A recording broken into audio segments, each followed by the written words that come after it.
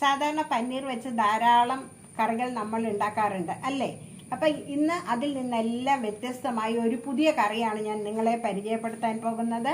അതിൻ്റെ പേര് പനീർ ബുർജി. ബുർജി തയ്യാറാക്കുന്നതിന് വേണ്ടി ഒരു 5 മില്ലി നെയ്യ് നമുക്ക് പാനിലേക്ക് ഒഴിച്ചു കൊടുക്കാം.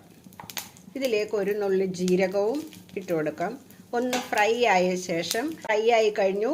ഇനി ഒരു 5 ഗ്രാം ഇഞ്ചിയും ഒരു പച്ചമുളകും ഇട്ട് ഒന്നും കൂടി ഒന്ന് ഫ്രൈ ആക്കി എടുക്കാം. 250 ഗ്രാം സവാള ചെറുതായി നുറുക്കിയതും ഇതിലേക്ക് ഇട്ട് കൊടുക്കാം.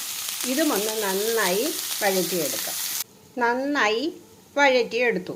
ഇനി ഇതിലേക്ക് നമുക്കൊരു 100 ഗ്രാം ടൊമാറ്റോയും 150 ഗ്രാം ക്യാപ്സിക്കവും ഇട്ട് കൊടുക്കാം. മഞ്ഞൾപ്പൊടി, ഉപ്പ് എന്നിവയിട്ട് ചെറു തീയിൽ നമുക്കൊന്ന് സിമ്മിൽ വെച്ചെടുക്കാം. ഒരു 2 മിനിറ്റ് ഒന്ന് വഴറ്റിയെടുക്കാം.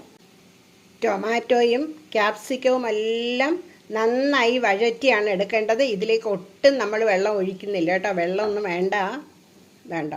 ആ ടൊമാറ്റോയുടെ വെള്ളമൊക്കെ മതി ഇതിലേക്ക് വഴറ്റിയെടുക്കാൻ.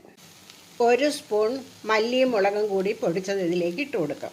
12 കശുവണ്ടി നമുക്ക് മിക്സിയിലൊന്ന് നന്നായി പൊടിച്ചെടുക്കാം. കശുവണ്ടി ഇതിലേക്ക് ഇട്ട് കൊടുക്കാം.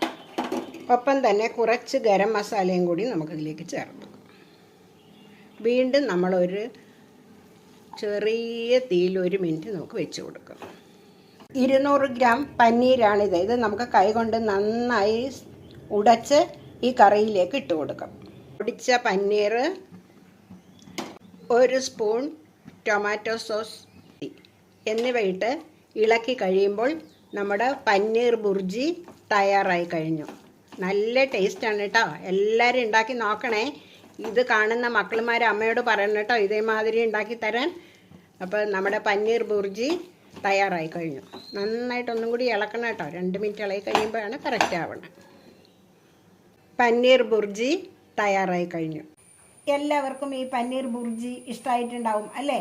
ആ കാണുന്നത് പോലെ രുചിയാണ് കേട്ടോ കഴിക്കുന്നതിനും.